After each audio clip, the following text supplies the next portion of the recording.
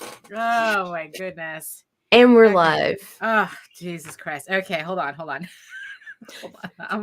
What? Good morning, everyone. It is February loud. 3rd, You're loud. 2023. Oh my goodness. Hold on. I got okay, my post-its. All right, it's Friday, right? You said it's Friday, right? It is Friday. Oh my goodness. I think I have to start like associating the vlogs with recycling.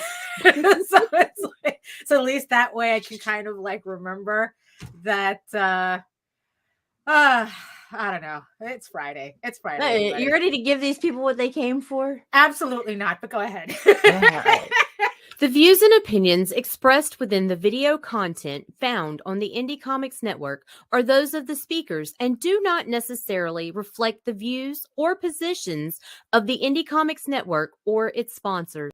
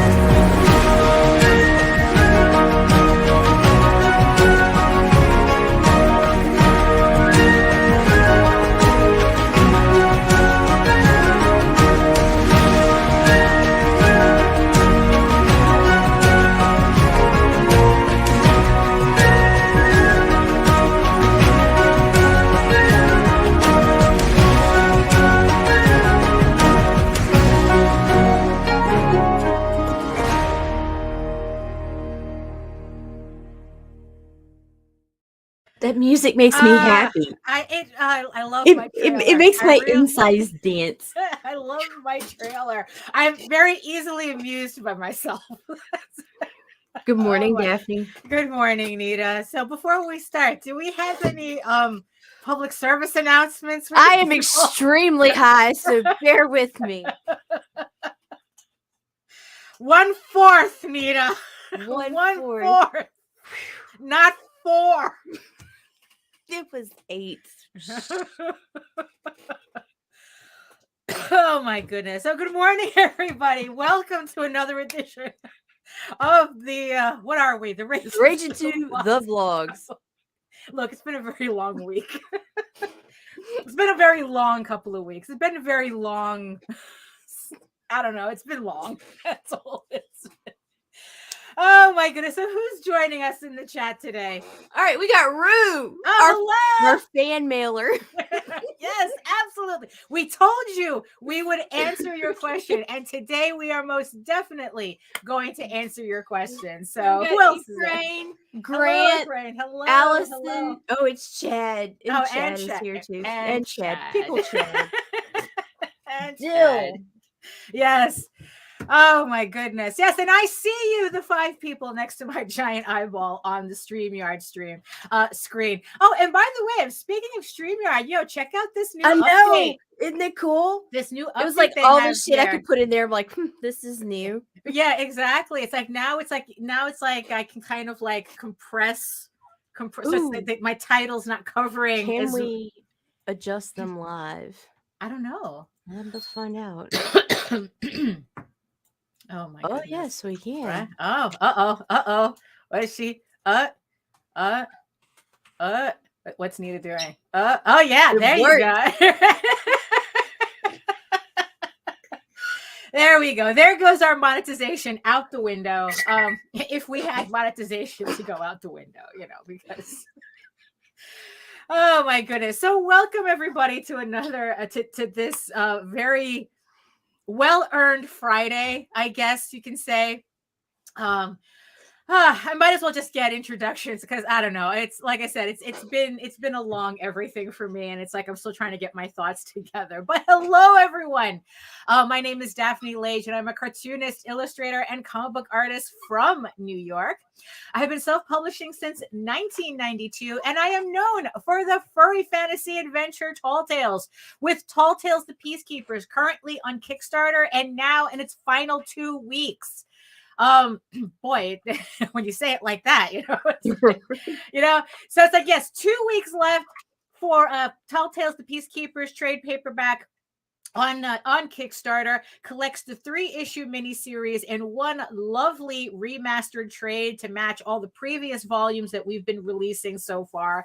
So make sure that you head on over. Link is in the show notes below. Oh, and by the way, we are about $103 away from breaking 3,000. So don't wait. Just because you have 2 weeks left doesn't mean that you get to take as long as you want to pledge if you want this book. So again, links are in the show notes below. And I am also known for my medieval fantasy soap opera drama, Eagle Raven, Heir of the First Unicorn, coming soon to Kickstarter.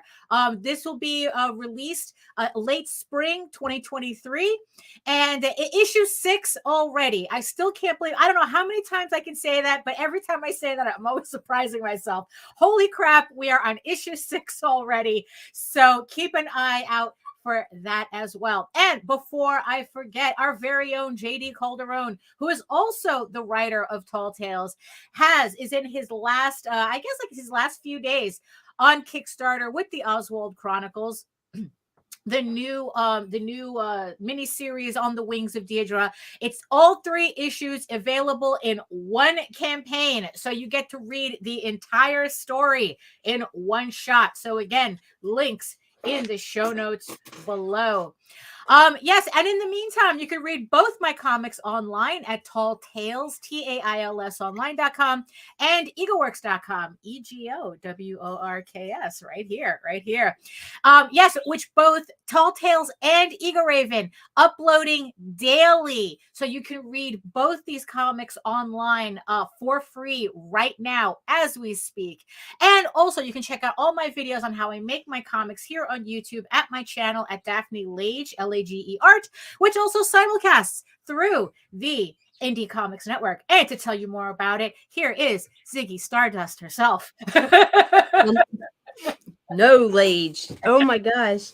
My name is Nita Lanning, and I'm a writer, vlogger, blogger from Southeast Louisiana, and I'm the executive producer of the Indie Comics Network and Indie Comics Network After Dark. And also tune in this afternoon. We've got Arting with the Alley Cat at 3 p.m. and tomorrow morning at 10 a.m. Join us for Sketchy Saturday. Mike Jimmy is also doing a 24-hour. Oh yeah, that's right. That's right. The 24-hour comic challenge. Yeah. Unfortunately, one of the artists and writers, a family member, passed away. Oh no! And so they were going to cancel it first, but now it's just going to be 2 of them doing it instead. So the challenge is really interesting. Yes, the challenge intensifies. Yeah, exactly. Yeah, and that starts at 2 a.m. I believe. Ooh, our time. Wow. Okay, and we're going to be simulcasting the entire thing. So there you go. So 24 hours worth of crazy comics production. You get to see what, for everybody who complains that that comics don't get done fast enough. This is your opportunity to see what it takes to make an entire comic in 24 hours, and what you get for that. So be careful what you wish for,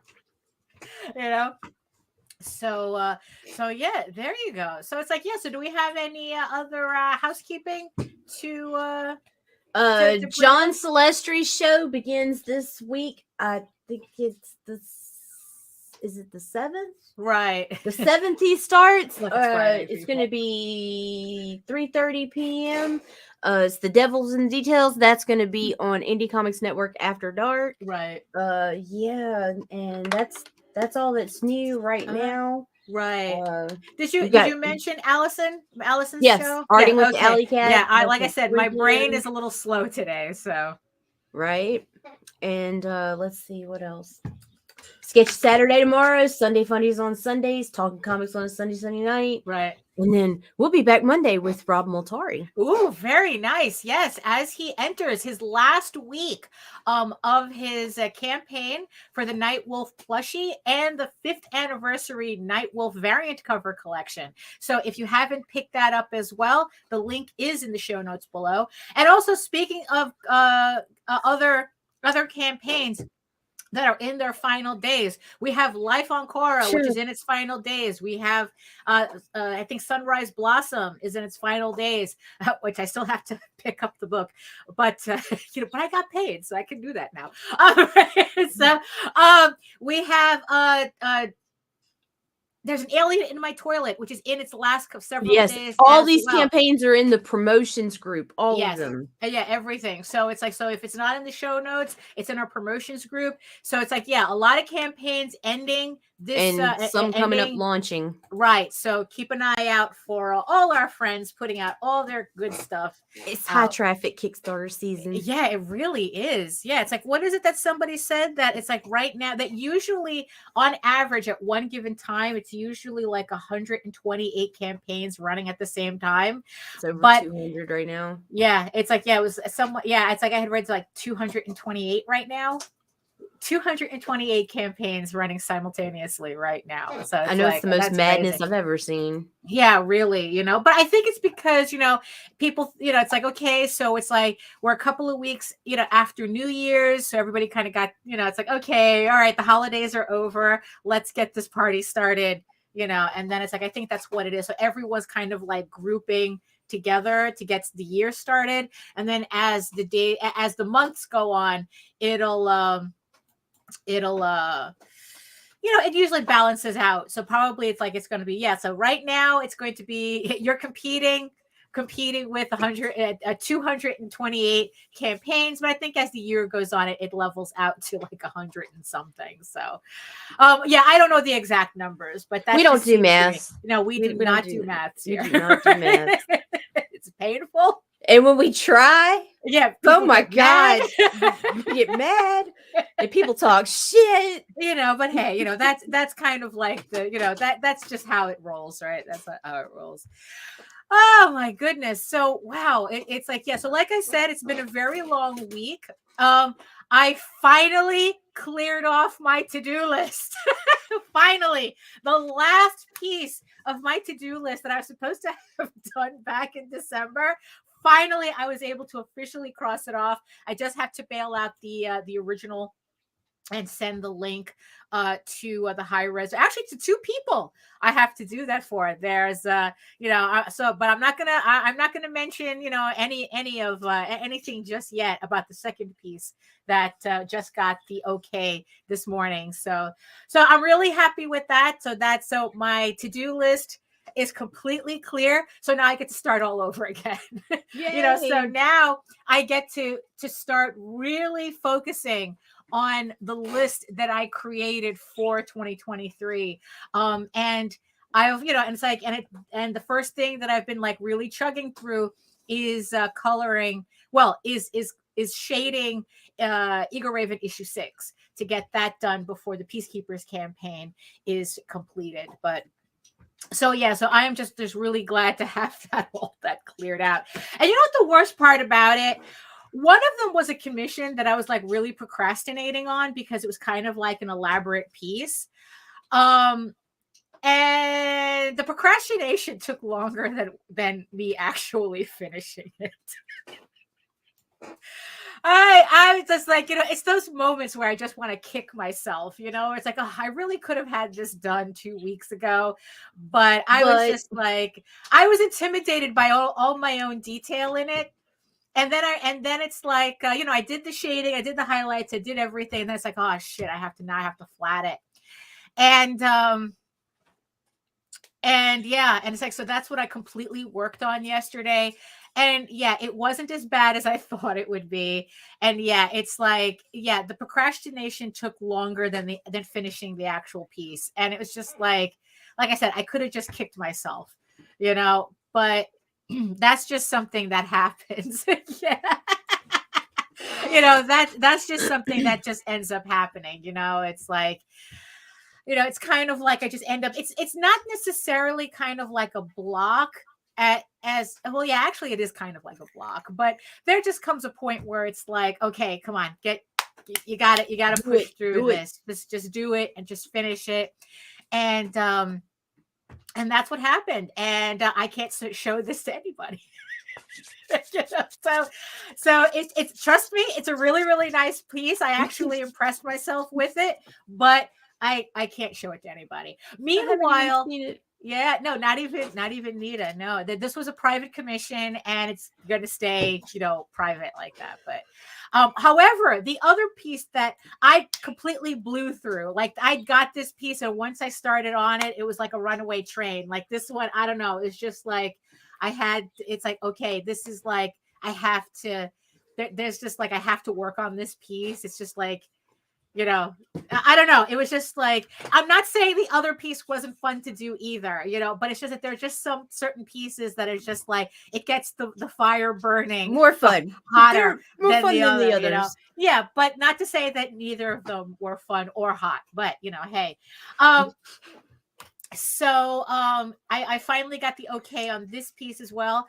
So keep an eye out for that. Yes. So the people who commissioned this piece for me, they will have an official announcement coming soon. So keep an eye out for that.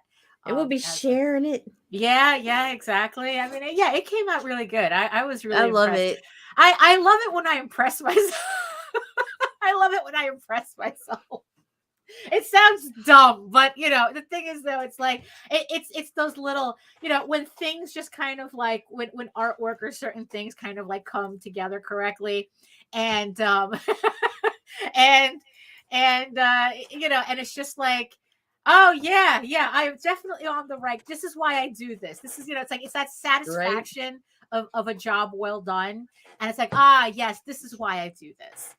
And it's like, and I always, and again, it's like, that's kind of like those moments that I chase, that high that I chase, because it's certainly, it's thank you. It's certainly a lot more fun than struggling with, I don't know, watching Netflix or something. I don't know. It's like what is it? I was you told me yesterday. Yeah, look, dude, we don't have to watch anything anymore, Daphne. We can work extra now. Now we can listen to ElfQuest. Oh yes. So yeah, you see. Oh my God, this was a thing too. Oh my God, it's like, so Nita.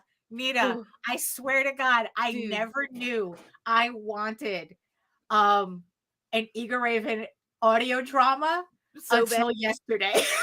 I never knew I wanted that until yesterday. Forget the movie, forget the Netflix specials, forget, No, I wanted a friggin' audio movie. Holy moly. So a couple of months ago, Richard and Wendy Peeney of ElfQuest fame put out a Kickstarter for an ElfQuest radio drama. And I guess they had gotten the team together and whatnot. They just needed to raise the funds for it. And they did, and it was for an audio drama of the first volume of ElfQuest, a whole Fire and Flight. I just shared the link on my Facebook page if anybody's interested. The link to the podcast. Yeah. And the thing is, so I saw it, I was watching the campaign. They had a lot of cool stuff on it, whatever. They had a cast of, it felt like a cast of thousands on this thing. I mean, like every major voice actor that you could think of, was on this, associated with the project or whatnot. Yeah, they got Cree Summer. It's like impressive as fuck. Cree Summer is the main narrator. And it's like they raised $220,000 to get this done. And the cool thing about it is that it's available for free. It's on, the only with thing commercials, is that there are commercials. Oh man, that's the difference. If I had wanted this, if I had wanted this commercial free, I should have supported the campaign, but here's the thing though. Here's the thing. I obviously had significantly less faith in this than they did. Because the only reason I didn't support the campaign was because I go, oh, an audio drama and this, that, and So that. cringy, right? It's going to be cringy as shit. It's going to be like, it's going to be hokey. It's like, am I really going to enjoy this or blah, blah, blah. So I've been putting off listening to this. So they had finished this months ago, and they sent the finished. I don't know whether they were like doing it because this thing came out honestly from when the campaign ended to when I saw like people actually they did listening parties and everything. It was really quick. I mean, an entire audio production, was, I think, done a lot faster than a lot of comics, than a lot of 32-page comics, to tell you the truth, or even 21-page comics. I mean, really, it's like, I thought maybe this thing would be like, oh, you're going to have to wait like 2 years or something. No, it came out actually. Oh, fast. God, yes. Mm-hmm. It was a foundational book for me. This and ElfQuest and Rocket Raccoon. It's like, if it wasn't for those two books, I don't know if I would have ever gotten into this. I don't know what I would be doing now if it wasn't for those two books, but yeah, we're talking like foundation, like so foundational that you can still see influences of it in my work to this day. It's although it was much more prominent years ago. Yeah, when everything was still fresh in my head, it's like, because it's like I literally would be drawing Tall Tales and have ElfQuest right next to me for me to reference. It's kind of like, what it's like, it's kind of like with Picasso, it's like he had said something to the effect of great artists steal, and it's like, it's so it's like, that's kind of like, that's kind of how I've learned part of how to do comics, is by reading ElfQuest and then like seeing, it's like, holy crap, I can do this. Like, I can tell this type of story. So it's like, yeah, it's like I said, the roots are all in there. It's in Tall Tales. It's in Eagle Raven. It's in everything that I do. It's all it's all ElfQuest all the time. So yesterday we were working. And I don't know why I'm all kind of coffee today. I don't know. It's like it's just, probably it's just dusty in here or something. How's your leg? It still sucks, but hey, it's still there. It's still there. That's all I can say. Yesterday I was, yesterday I was cleaning underneath my desk. So it's a lot of dust and something and stuff on, and dander and whatnot. So that's probably what did it, Tell them how fucking awesome this shit is, Daphne. So Nita had actually brought up ElfQuest. She said that she had a dream of the ElfQuest movie. And that reminded me, it's like, oh, wait, speaking of an ElfQuest movie, they came out with an audio thing. Let's finally listen to it. And, because I figured, it's like, okay, I'm working, I'm with Nita. It's like, you know what? If it's cringy, at least it'll just be background noise for us. Dude, and if it was, we could have totally like fucking Mystery Science Theater 3000. Right, yeah, exactly. We could totally like rag all over it. But after, it's like, once you get past the commercials, right, and it opens up, it was just like, holy moly, Nita. It was literally like somebody was sitting in the next room listening to or watching a Rankin Bass cartoon that really, I was just able to hear the audio for. Like, I could visualize panel per panel. Like, it was just fucking, it's great. It was, like, it's like, I was just like, my mouth fell open because it was the complete opposite of what I was expecting. And I think we both went into shock. The voice acting. When Nita said Rankin and Bass, it was just like, oh my God, that's right. That's it. That's it. That's how it had to look. Right. And then the voice acting The casting Oh was my perfect God. for The everyone. casting was exactly, I mean, it's like, you know what? It's like this book came out in what, like 78, 77, 77. you know? And it's like the voice acting was exactly what I imagined everybody to sound like. I almost passed out when I heard the voice for Skywise. I mean, it's like, you know, like Cutter was perfect, but Skywise, he was exactly what I imagined him to sound like. 78. I mean, 78, there we go. Like it, yeah, it's like what, and because like those that a year after Star Wars, it came out in 70, that came out in 77. Star Wars, don't get it. No, dude. Right. The year after the Rankin Bass Hobbit. Yes, there you go. I mean, it was just and that's the thing too. It was like if you take out the commercials, I think what it was like 20 minutes, I think. Yeah, maybe a the little bit episode. longer. Yeah, maybe 20 to 25 minutes. You take out the commercials. But oh my God, it's like it took every ounce of willpower to not hit the next episode. I mean, because dude, I almost went behind your back. Yeah, I know. Like, it was just like so me kitschy. too. Me too. It was so call back later. Yeah. That's Wendy Pini on the line. It was absolutely amazing. What I loved about it, like the sound effects, the music, the voices, the acting, the narration. It was so unlike listening to an audiobook. No, it was literally a movie. You know, it was, yeah, it's like, and it was just like a lot more dynamic than like it was watching we were blind people going to a movie and with a little added description. Like seriously, like you could it was crazy. It was just like it was a huge production. It was not it really was cheesy, corn I was expecting. Like I really I'm serious. Like when I agreed to it, as much as I love ElfQuest, it was like okay, because if it's corny, at least I can make fun of it with Daphne. And it was just like holy crap, this is amazing. Yeah, no, it really is. And it's like you know, and the thing is though, and it's like, you know what, if there's never an ElfQuest movie, I'll be happy. Yeah. You know, because if they finish, if they keep going. Yeah, because it's like, you know, even if they don't, because you know what? I don't think an actual movie can do justice to what this thing did. No. That's the thing. I mean, because it was, even though we were listening, it was very strangely interactive because in the end, it still depended on us to create the visuals, to see it moving in our head, you know, to see the story go forward like that. And you know, and it's like, you know, with a movie, you're just sitting there passively and you're getting these images fed to you.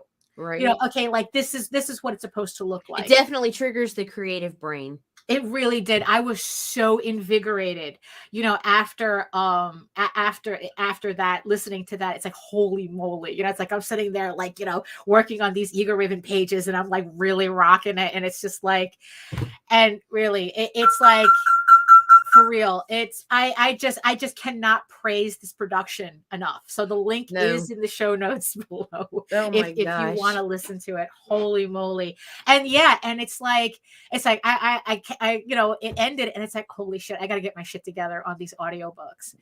You know, and then it's like, but even then it's like the audiobooks are so different than what we were listening to, and it's like, this was a full-on production. Yeah. Like, you know, I mean, if you go to my wall, Grant, I made a post yesterday and it's got the ElfQuest. Like, you can't miss it. Right. Also, you could just go to elfquest.com and go to audio movie and go to the audio movie tab and everything is right there.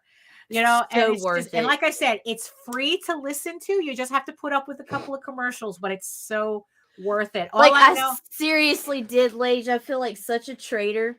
Because I was just like, okay, well, I'll just go one ahead of her, and right? I'll just do it again. I'll just because it never stops at time. That's the problem. No, I wanted to do the same thing too, but it's like, no, I have to savor this. I have to savor this. You know, but one thing's for sure though, the next time they do a campaign for this, I'm backing that fucker. Take my money, bitches. Yeah, no, for real. It's like, and that's the thing too. And it's like, it literally opened up whole. And if they ever hear this, they need to include a tier that allows you to get the first season too. Oh, they probably Yeah, will. commercial free. Commercial free. Yeah, I mean, I wouldn't be surprised, you know. But because yeah. Patrick's sitting there saying commercials are okay. No, they're not, dude. They're mood No, killers. these you really get absorbed into this fantasy Yeah. world, and then you're brought into like a fucking commercial. I can't even remember what the commercials were. Right. But it like just totally pulls you out of the moment. Yeah, it really does. I mean, but yeah, but it's like really though. But it doesn't take much to get right back into it. I mean, as soon as they start talking again, it's like, oh, okay, you know. And it's like, you know, and so I'm sitting there after, just like I said, just savoring. I would totally rewatch the first. Oh no, listen to the first one again so that you could jump in on this with us. No, absolutely. This is absolutely worth listening to over and over again. You know, so yeah, Allison, we'll have a listening party. we'll start from the beginning, and then we'll listen to issue 2, the second. Right. Yeah, so there you go. Definitely. Oh my goodness, but yeah, could you imagine that? Like you know, for like Eagle Raven and Tall Tales. Oh my God, ma'am. Tall Tales would be a cast of thousands. You know, I mean, but it's like I could totally like hear it.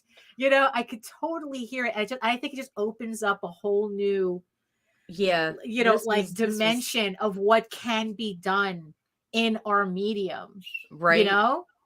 I mean, because that's the thing. Because it's like, it's a lot closer for me to do one of those than to do like, it's like, oh, like an animated anything. Although God bless Mike Jimmy for trying, for giving it the old college try, you know? I mean, really, it's like, you know, because I'm like going, audio, I can do that.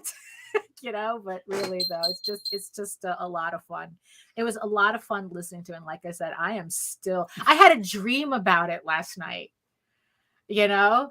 Oh yeah. No, it's true. It's true. I mean, it's like, you got to remember, it's like, that's why they're called soap operas, because they were used to sell soap. They were because they were mostly sponsored by soap companies. You know, all those dramas. But no, it really, like, I would definitely back it in hopes of like being able to get them all commercial free, because it really, like, if for some reason I've done books with fucking ads on Audible and stuff, and it just didn't bother me as bad. This bugged the crap out of me when it would cut. It would be like, oh, having that entire like First Quest, you know, story, and it's like you're just listening to it back to back on like some kind of crazy ass road trip, you know. It's like so good. Oh my goodness. So yeah, so highly recommend. 5, 6 stars, 10 stars, 1 billion stars, thumbs up, all the thumbs, all the AI thumbs. Exactly. Oh, did you see the ASL poster that the AI did? Oh no, I did not. Beautiful. I'll have to find it again. Oh, yes, okay. There's an ASL poster. Oh no. It's so bad. Oh, it's so bad. It's like, yeah. I mean, for real. It's you know. But. So as promised. Hello. Hey, Charles. So as promised, to our good friend Rue from the UK, who asked us a question, which actually I had to do a little research on. So yes, because we did have the whole of one question that came in the mail, but we're gonna milk the shit out of this. So don't worry. Like, holy shit, what is this? Oh my God, somebody actually sent us an email. Yeah, exactly. So here is what Rue asked us. Here we go. So hey, Nita and Daphne, there used to be anthro furry comics with many contributors: Roll Brazzle, Furlough, Wild Genus, etc. But I don't think there's anything like that anymore. Why is that? And would it be possible to restart something like that now, but on digital platforms? So I have my own theories about that. I have my own ideas as to why, because I used to be in Furlough, and I know these other books as well. I'm familiar with them, with Roll Brazzle, with Huzzah, you know, and it's like there was a whole bunch of them. I was in a fanzine back in the day called Gallery. It's like, you know, that it's, you know, it's like, yeah, so there was a lot of, so back in the day, before there was all this, if you wanted people to see your artwork outside of you, you had to send, yeah, that pretty much, you had to send your stuff to a fanzine. You mailed it in and they printed it, and then everybody got copies of the fanzines. And usually what happened is that they would sell copies of these fanzines either through mail order or at conventions. And this was pretty much the way at the time to get your workout. That's how I got my workout. And and it's like how people started to know my stuff. And yeah, it's like it was just like mailing, snail mail. It's like the old fashioned way. It's like it's the it was the creative equivalent of walking back and forth up a hill in 6 feet of snow. Both ways. It really was. But I wanted to give the question a little bit more, I don't know, I just wanted to give it a little bit more thought. So what I did was I actually contacted a couple of people who had a direct involvement with these fanzines and with these anthologies. So the first answer that I got was from Roz Gibson, who her husband Dwight was the one who did Rollbrazzle. So I asked her for her opinion on this, and this is what she said. The internet pretty much killed fanzines. People used to use them to share art and interact with other fans and artists. Now everyone can do that instantly online, so why bother with something that will take weeks or months to get feedback on and will be seen by maybe 100 people when you can share everything instantly and it will be seen by thousands of people. Also, fanzines were freaking expensive to produce. This is from Roz, and I can assure you that it's like, yeah, they were even though that these were like Xeroxed copies back then. Doing Xeroxes, doing these copies and reproducing these books, we didn't have POD printers. We had the local Kinkos, so it's like. And if you remember that back in the day, that shit was really expensive. I mean, it's like, especially when you were doing, like, it's like maybe if you were lucky, you'd get a bulk discount, but it wasn't really significant to kind of lessen the blow. So, because I was just talking about that on my stream the other day, where it's like, we remember when the first color copiers came out. It's like, if you want to do the math on that, and we remember when our local copy shop had got their first color copier, and it was like magic. But the thing is, though, it's like, if you were to see the quality of this shit, it really was shit, but it was in color. I mean, I remember it being like doing my paying for my first color copy of an 11 by 17, and it was like $10 or something just to get this one copy, this one Xerox copy. And the color was like, well, and the image was pixelated.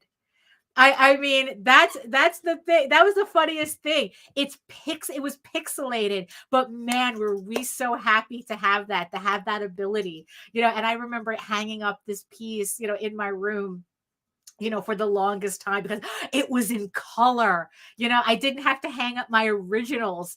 It's like, and oh yeah, you see, and that's the thing, because like these, you see, we're little, the ash cans were smaller, like the folded 8.5 by 11. I mean, those weren't as expensive to make. With these fanzines, usually they were 8.5 by 11, and they were thick.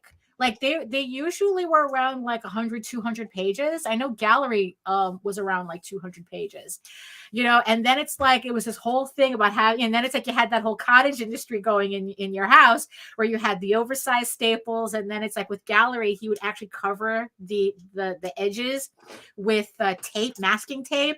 So it would kind of like fake a bound look, which we did that with our own books for a while back in the day too, I mean, it was just like, yeah, it was like, it's literally a whole production to get a fanzine out. And then it's like, never mind having to mail it to everybody, and that's the thing. You only got one copy.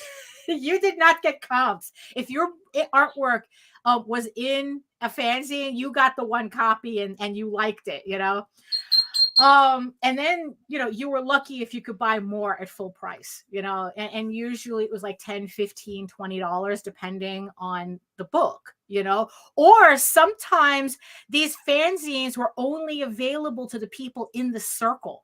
So it's like, so it was only available. So all the artists that were in the book were the only people who got the fanzine.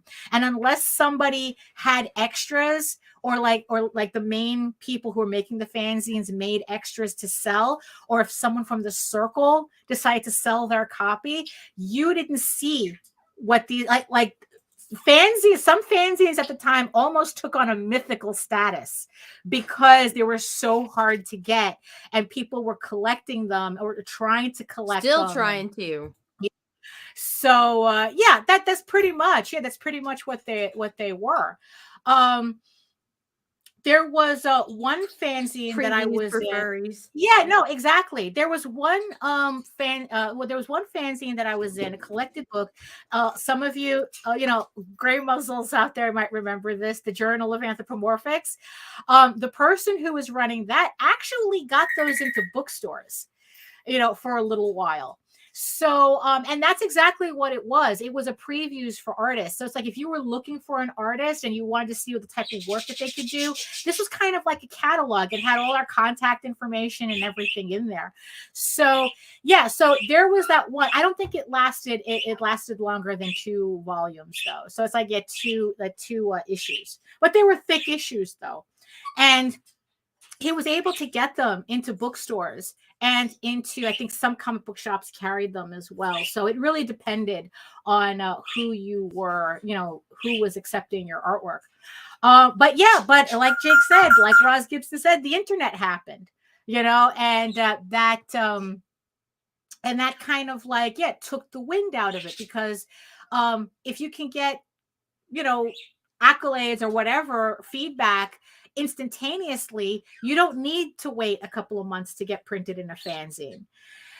So the other person that I decided to contact was Ellen Winkler, originally from Antarctic Press, and then she separated to go do her own comic book publishing company with Radio Comics. And so she was responsible for books, for anthologies, furry anthologies like Furlough, like Genus.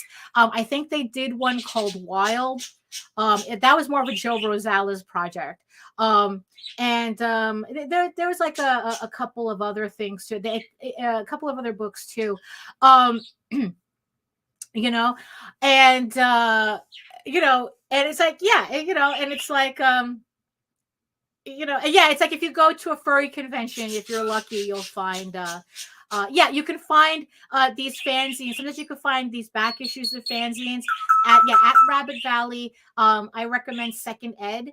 You can it's like we sell our stuff to him all the time, and I know that he likes always check eBay first though, because I found some really good ones on eBay. Right. There you go. So so you can check eBay as well. So like I said, so I contacted Ellen Winkler. It's like, okay, so here was a comic book publisher making an anthology. So why did she stop? Or why did she stop? Or, just stop producing them? So this is her answer. And it's kind of a little long one, but why not? So I think it's money and time really for us. Diamond doubled the minimum purchase order amount. They did this to all publishers at the time. In 2008 and 2009, when the economy tanked, so we had to reformat to higher priced books, which were more costly to produce. So we had to do them more infrequently. Radio Comics was doing all right, since a lot of our sales were direct to consumer. But then the IRS stuff hit us in 2011, 2012, since our accountant had been slowly succumbing to dementia, which his wife helped hide for years. And this is major Radio Comics history right here, because I remember when this happened. That really caused most of the issue for us, since if we saved up for print runs as we had done before, the IRS would just seize it. We were able to do an issue of Genus as a Kickstarter, since as soon as the money came in, it went right back out for printing and shipping. For everyone else, I think getting older, they didn't have the time or the energy to do fanzines anymore. Plus, the rise of the internet art forums and web comics, artists get an immediate reaction to their work. The slowness of the print process just didn't allow for that. Piracy, I think, also plays a part. Anyone who makes a print book of any kind is always saddened when it's scanned and online this day it's released, which still happens. Pirates will never pay for books, though, so it isn't lost revenue from the downloaders, at least. Sorry to write a novel. Thank you for coming to my TED Talk, LOLs. And this is from Ellen Winkler from Antarctic Press and Radio Comics. So she's giving more of a comics side, like a more mainstream comics distribution reason as to why she stopped doing anthologies. The thing with the IRS, though, it was a major issue. She literally, I remember, if I remember correctly, Radio Comics got hit with, I think, like a $40,000 bill in back taxes. And it was just scrambling from then on, trying to get out from that hole. And yeah, and I guess it just made publishing difficult for her because of that. Because like she said, any money that came in for radio would be seized for this, for the back taxes. So that was kind of like, kind of like a big dent in their plans as well. But also we had been following Ben Dunn, who was for a little while, he was talking about on his Facebook for a little bit, trying to resurrect a furry fanzine or a furry anthology, at least that Antarctic would put out. And he actually had to put that on the back burner. He goes, it's like the idea ended up, after doing some research, for what he was seeing, wasn't as viable as he was kind of hoping it would be, because he also does furry stuff and whatnot, and he wanted to have this other outlet. But I guess like the fandom itself has changed so much that he wasn't really even sure if he could market it correctly, if he could even market it towards the people who you would think would want this stuff. But here's the thing, though. Just because you would want something like that, or I would want something like that, doesn't mean there's enough of us to merit sales through Diamond. Because in the end, it's like that's what Ben Dunn is doing. It's like it has to be viable through Diamond and through your local comic book shop for him to do these projects, because they are expensive, and the herding of cats to do an anthology is that is like insane. It really is, and it's like it's like you can find certain anthologies on Kickstarter. For a little while, that seemed to be all the rage, is doing anthologies. But the thing is, though, it's like, you really have to. A lot of these anthologies now, they're very, very curated. We've been answering your email. You're gonna have to go back. Yeah, exactly. I know, right? Then we decided to answer. Yeah, you were answering your yes. It's like we had Ross Gibson comment on your email. We had Ellen Winkler comment. But yeah, so it's like they're let's see. Okay, what do you foresee will happen to American comics in the future with the mainstream influence of manga and the internet, aside from aesthetic changes and cultural integration?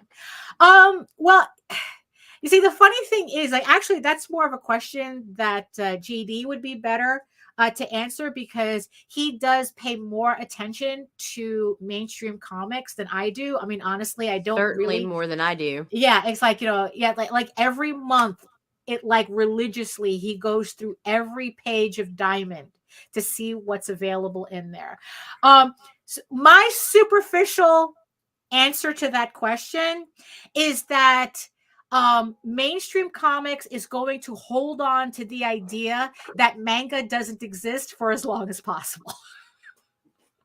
They're going to hold on to that denial. They're going to hold on to the idea that it's just a phase, even though it's a phase that's been happening for the past 25 years. That they're just going they're just going to, I think, just try to avoid that conversation for as long as possible. I mean, it's like, you know, retailers have a really, really hard time admitting that their demographics are changing, that, you know, honestly, it's like, they would, I mean, honestly, from what I've seen, like I said, this is my superficial view of this. From what little I've seen, is that comic book stores, local comic book stores, would rather bend over backwards to sell Funko Pops than manga. Yes, they would. You know, because at least with Funko Pops, it still kind of sticks to the same demographic that they're used to with all the Marvel and DC stuff that they'd rather keep trying to sell to the very end. You know, manga is them admitting that the demographics are changing, or they have to share that demographic. You know, so that's what I kind of think about it. You know, it's like, yeah, the fact that, you know, it's like, look, it's like, even when we talked about the top 200 books, you know, on Kickstarter, there were people fighting us tooth and nail that webcomics do not count. Yeah, right. You know, it's like, and like, no, everything that Kickstarter calls comics counted. Right. So it's like, you. It's like, right. It's like, you know, and a lot of webcomics tend to be more anime manga influenced. So it's like, so yeah, so there's a certain level of, when they say, oh, webcomics don't count, there's a certain level of saying manga doesn't count. You know, it's like, that's web comics don't count.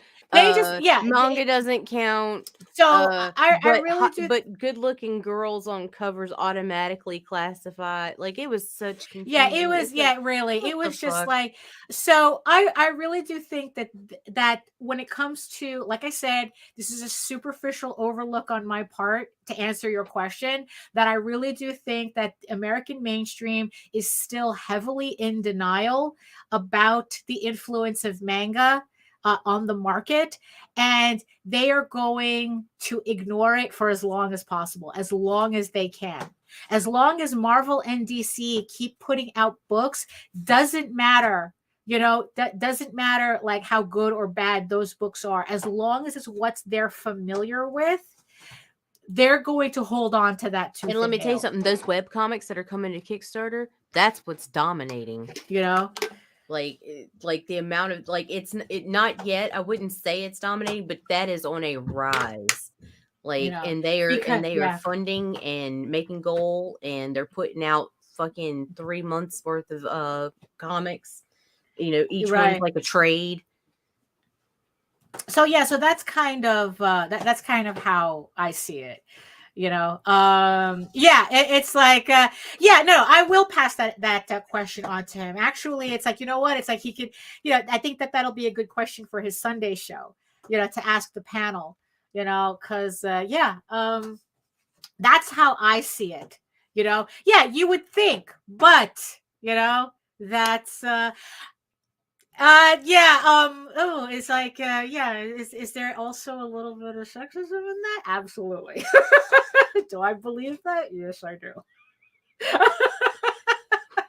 But, you know, but yes, I will pass your question on to JD, and hopefully he will put that on his Sunday show for his panel of more mainstream well, I mean, yeah, you see, that's a lot of people are. Are.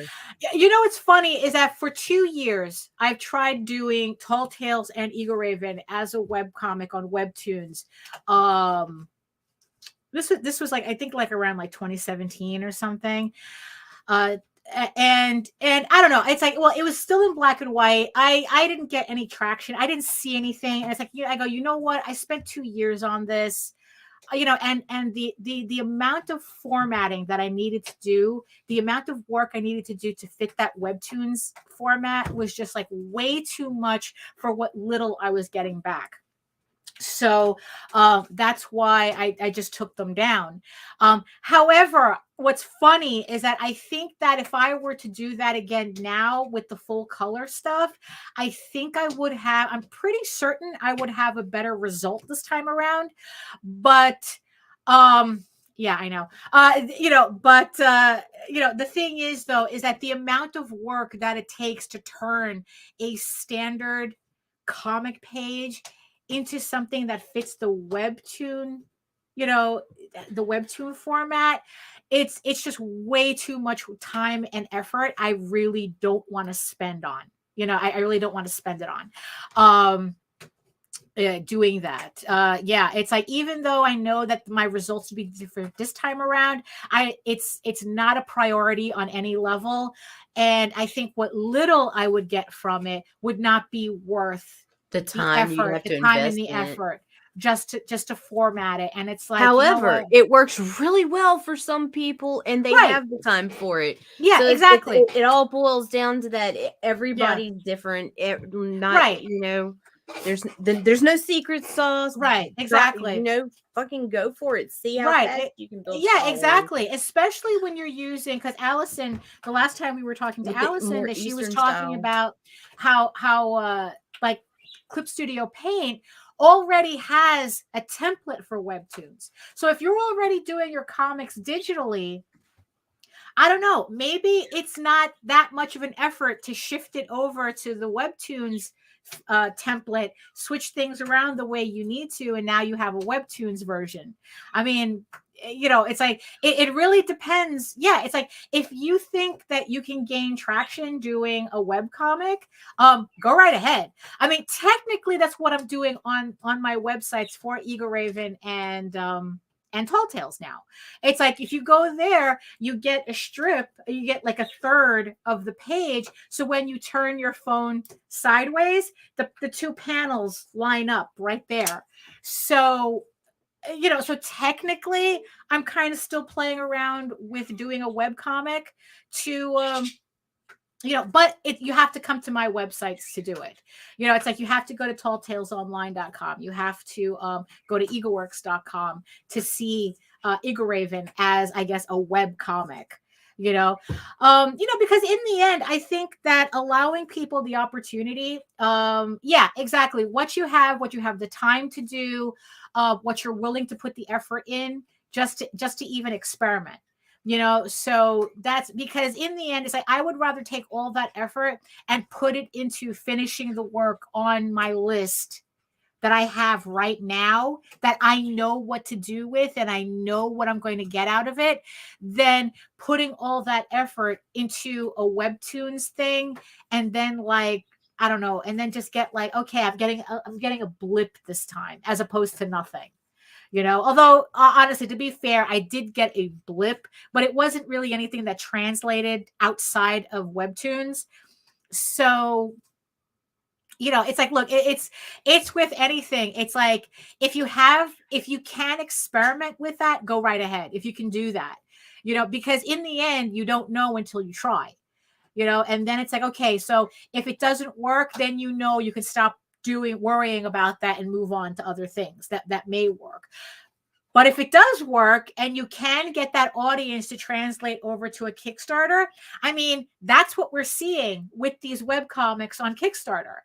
Is that because in the end, I know we've mentioned this before, the common denominator of most of the books, if not, actually, no, the common denominator of all the books, all the books in the top 200, which made $100,000 on Kickstarter and more, is their audience. They have an audience that can support them at that level.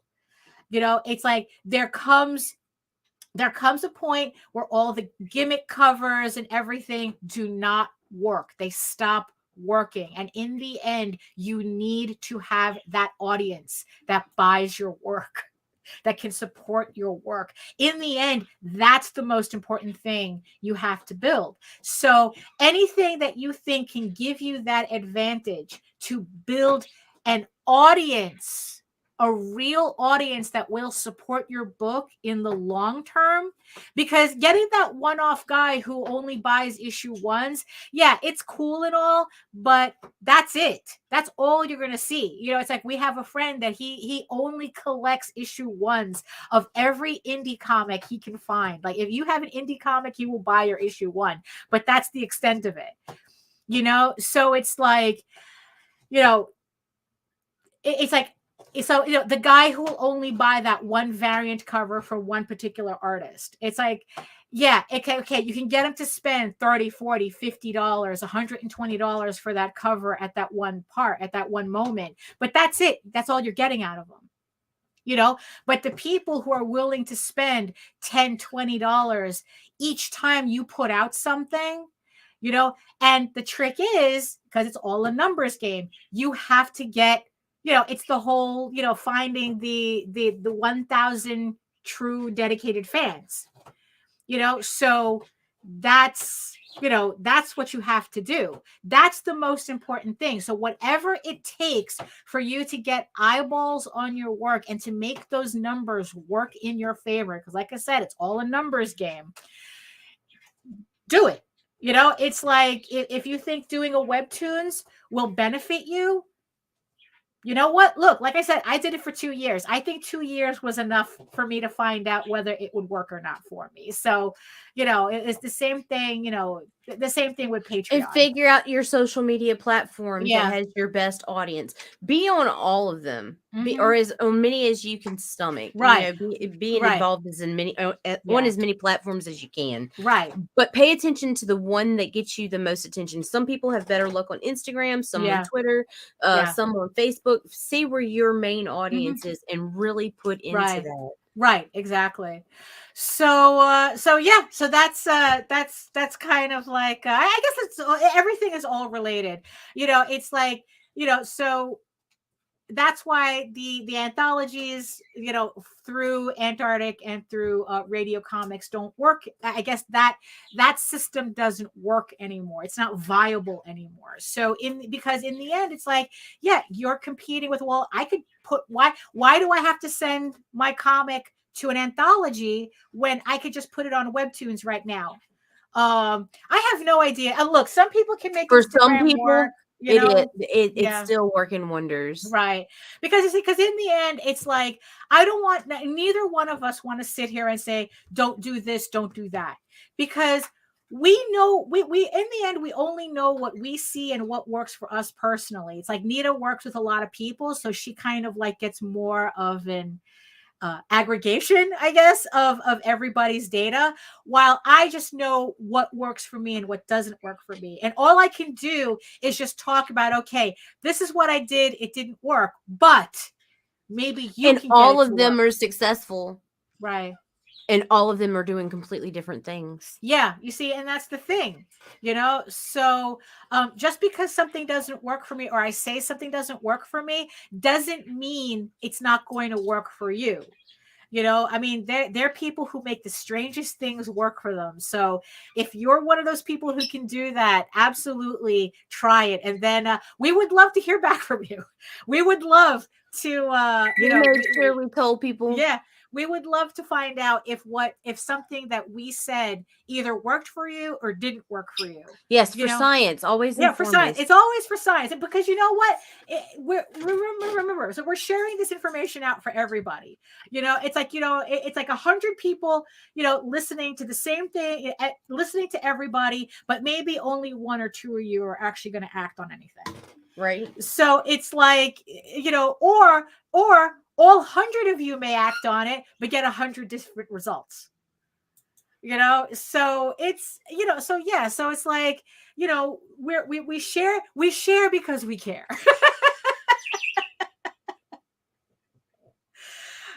So I hope that answers your question, Rue, about fanzines. Is audience building tied more to the creator than what they're creating? In the beginning, I think so. I think so too. I think that in that early growth. Yeah, if you can develop not a character for yourself, but just kind of like build your more physical presence to connect yourself to your artwork, then I think that there's a connection to that, especially now when we're talking about the internet and we're talking about videos, and people are on YouTube and and whatnot. People are going to see you first, so it's like, and especially in this medium where it's not like it's not like a convention where they can kind of like see your artwork and you at the same time. It's kind of like, no, your personality is going to come out first. Right. So whatever personality you, and mind you, look, I get people say, it's like, oh, you're a natural at this. It's like, no, this is practice. This is practice, because You're if so you good look at at it, my Ling. disasters of early videos, and mind you, I was using scripts a lot because I just couldn't get to a point where I could talk without ums and ahhing all day. I mean, granted, I still do that now, but I think it's like, I think It's I part of your care less charm. now. I care less now about it.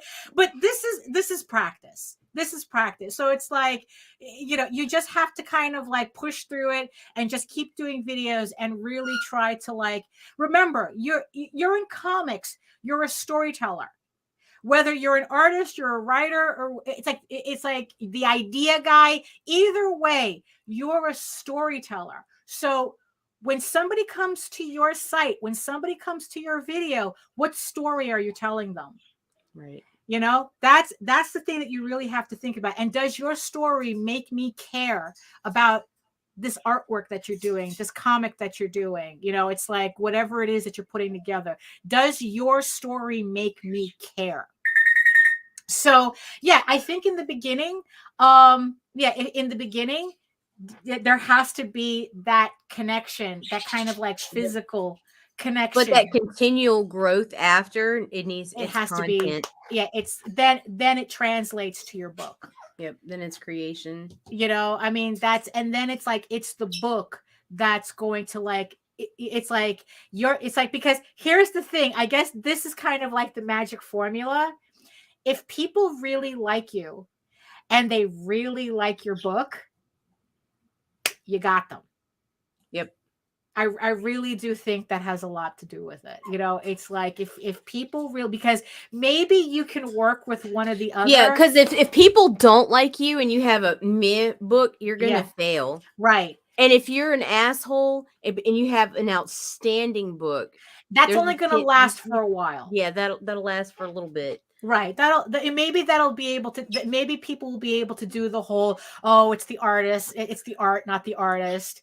Right. I mean, but you better be fucking Barry Windsor Smith if you're going to be like that. It's like, Jose was listening to this thing by Rob Liefeld talking about Barry Windsor Smith, and the shit's hysterical, because pretty much everybody that we've ever met and spoke to, even with with Jose on his show, everybody that he talks to who's ever met Barry Windsor Smith all say the same thing, that he's a fucking asshole, but he's talented as fuck. So we can kind of overlook that.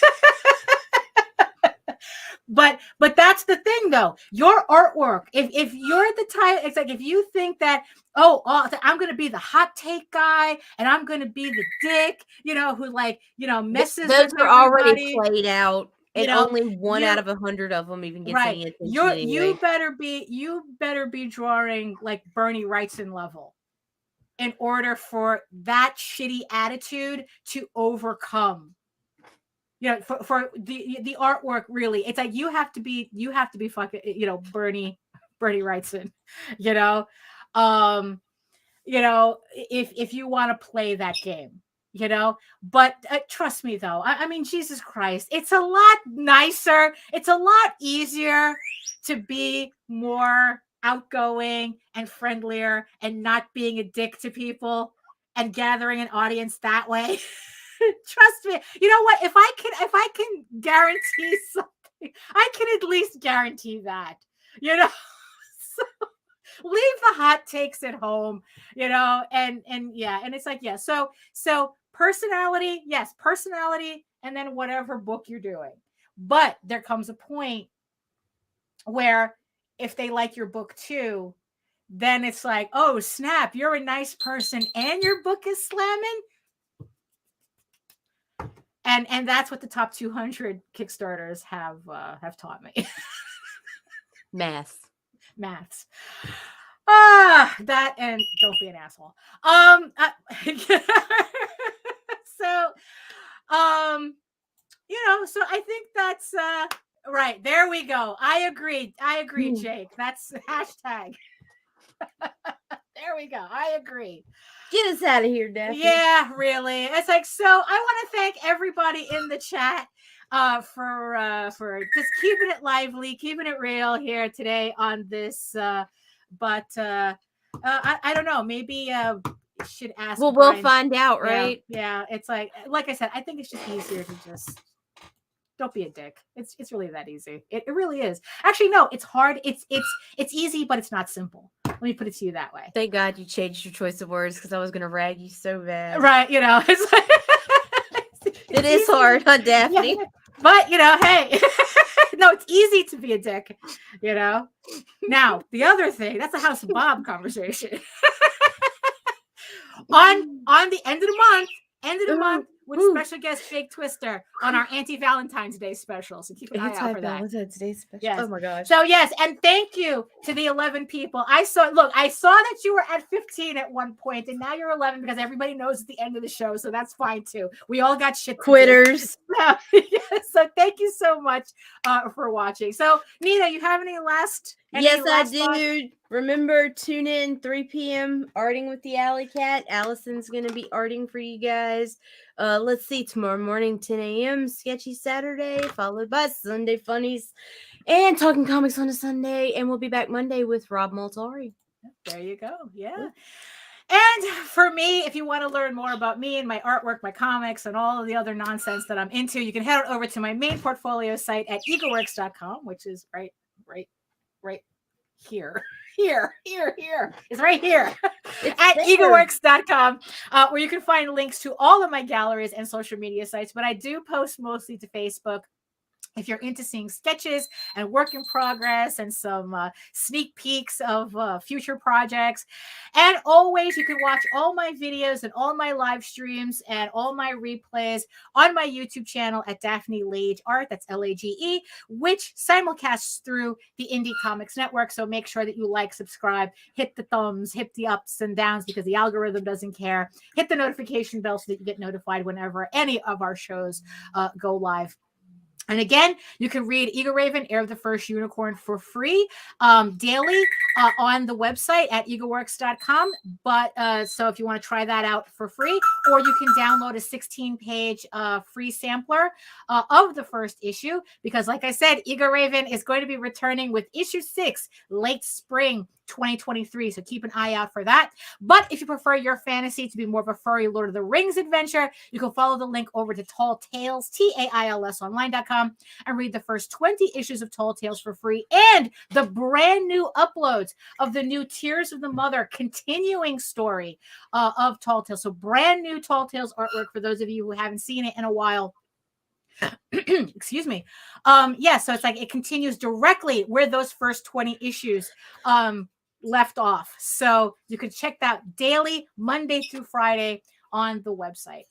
So again, thank you again for being here. We will meet you. We'll all meet back here on Monday at 11 a.m. And in the words of the ancients, eat your food, moisturize, mind your business, and do the work. Because when you actually do the work, you never have to fake any of your accomplishments. Thank you so much again, and we'll see you later. Peace. I made it. Woo!